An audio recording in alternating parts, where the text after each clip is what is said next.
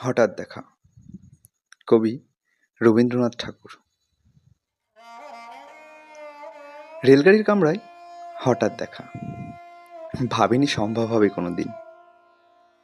আগে ওকে বারবার দেখেছি, লাল রঙের শাড়িতে ডালিম ফুলের মতো রাঙা।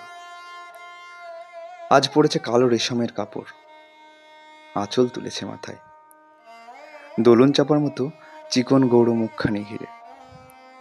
মনে হলো কালো রঙের একটা গভীর দূরত্ব ঘনিয়ে নিয়েছে নিজের চারিদিকে, যে দূরত্ব সর্ষে ক্ষেতের শেষ সীমানায়, শালবনের নীলাঞ্জনে। থমকে গেল আমার সমস্ত মনটা। চেনা লোককে দেখলাম অচেনার গাম্ভীর্যে। হঠাৎ খবরের কাগজ ফেলে দিয়ে আমাকে করলে নমস্কার। সমাজপ্রীতির পথ গেল খুলে। আলাপ করলাম শুরু, কেমন আছো, কেমন চলছে সংসার ইত্যাদি।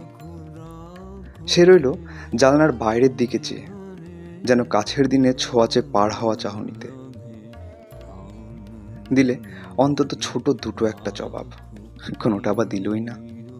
বুঝিয়ে দিল হাতের অস্থিরতায় কেন এসব কথা। এর চেয়ে অনেক ভালো চুপ থাকা। আমি ছিলাম অন্য বেঞ্চিতে ওর সাথীদের সঙ্গে। একসময় আঙুল নেড়ে জানালে কাছে আসতে। মনে হলো কম সাহস নয়। বসলুম ওর এক বেঞ্চিতে। গাড়ির আওয়াজের আড়ালে বলল মৃদুস্বরে, কিছু মনে করো না, সময় কথা সময় নষ্ট করবার। আমাকে নামতে হবে পরের স্টেশনে, দূরে যাবে তুমি, দেখা হবে না আর কোনো দিনই।